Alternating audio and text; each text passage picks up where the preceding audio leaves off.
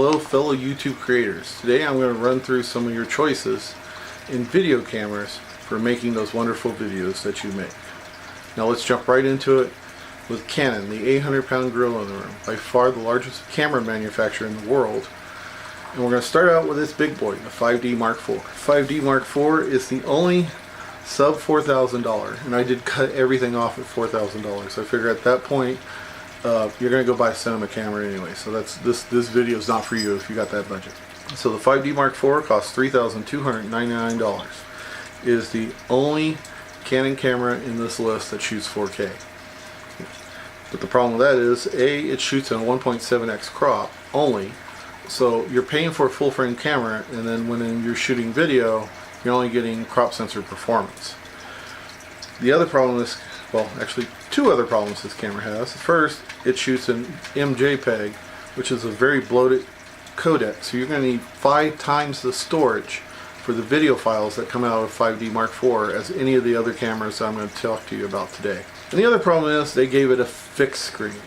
Come on, Canon. That fixed screen does have dual pixel AF, and it will do focus pull because it's a touchscreen, so it's a very good screen, but they didn't even give it a tilt, much less make it so you can flip it around and make sure you're in focus. Now we're going to move on to all of Canon's other cameras that make my list. And I'm going to run through their names and their prices real quick, and then you'll understand why when I explain at the end. Alright, we got the Canon 6D Mark II. It's their brand new camera, just out, $1,999. The next one below that is the Canon 80D. And that one is $1,099. Sliding in below that is the Canon 77D at $849. Then you got the T7I at $699. You got the SL2 at $549. And then you got their lone mirrorless entry, the M5, at $929, which I'm going to warn you right now, there's exactly 2 native lenses for the M5. You're going to have to buy an adapter, which is expensive, and go ahead and use EF lenses. So if you're interested in shooting video with Canon, just buy an SL2 instead of that M5. It's just as small. Alright, the reason I ran through all their prices is because their specs, as far as video for YouTube creators, they're exactly the same.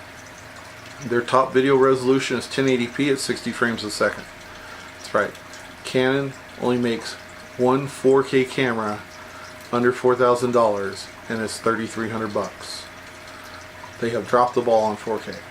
Everybody else has 4K options under $1,000, and one has one for $600, and that includes a lens. If you can live with a 1080p only camera, like let's say you use an older computer and you can't process 4K anyway because it takes too much memory for you, then these cameras would be great because they all have dual pixel AF, they all have flippy tilty touchscreens that can do focus pulling. If they would have put 4K in these cameras, nobody would be buying anything else but Canon. Seriously. Canon, you dropped the ball. Right, and that's literally all I'm going to say about Canon because, you know, without 4K in their cameras, they are the least choice. And now we're going to move on to Sony. We're going to start right at the top with Sony's flagship, well, actually it's not their flagship camera anymore, but it's their flagship under $4,000 camera. And that would be the Sony A7R II. It's priced at $2,698. It's got a decent, not great, decent autofocus system for video. Doesn't have a touchscreen, but it does have in-body image stabilization. None of the Canons do.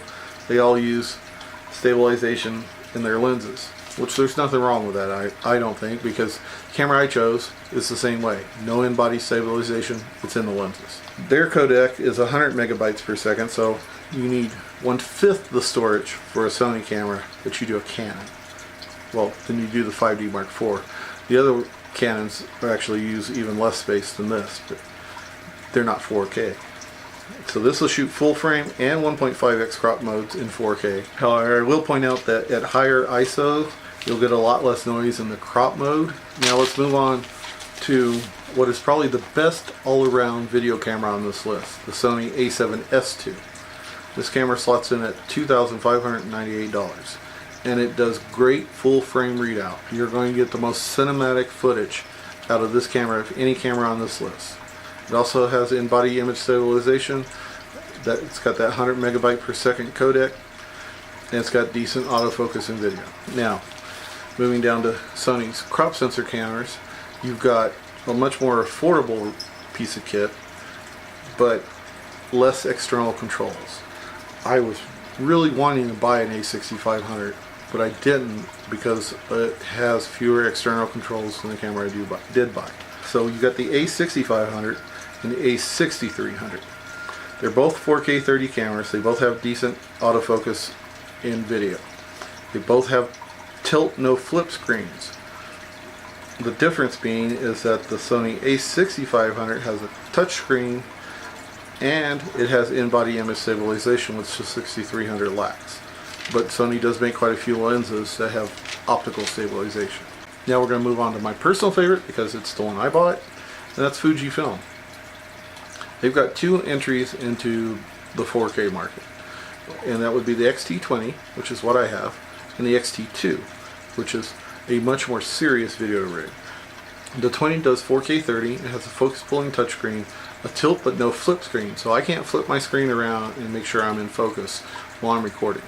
That's a problem, but the reason I still chose this camera is it has the most external controls, save the XT2, which has even one more, but it has way more external controls. It has an aperture ring on the lenses, so I can control the aperture with that ring. It has 5 dials that I can assign different functions to on the body.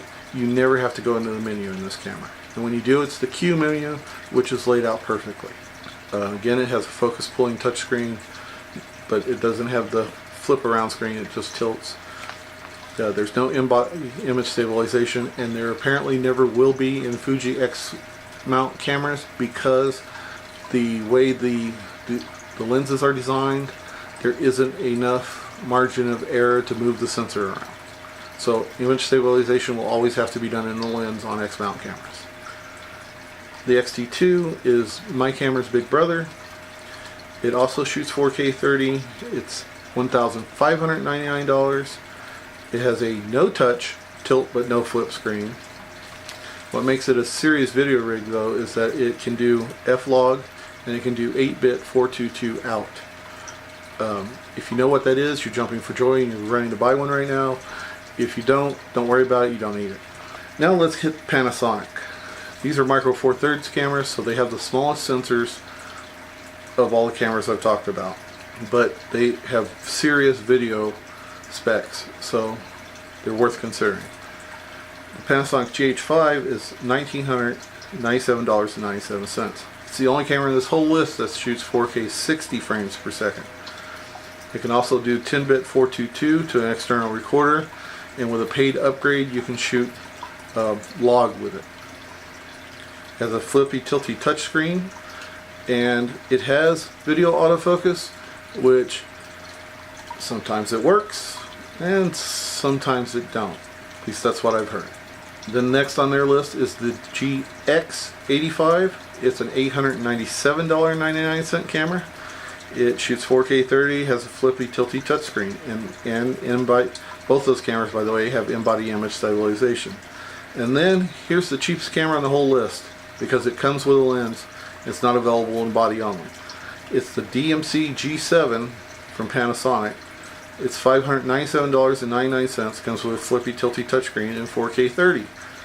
That by far is your cheapest entry into having an interchangeable lens video camera. Now, if you heard all this and you go, I can't afford any of those, cool, I've got the solution for you to start out.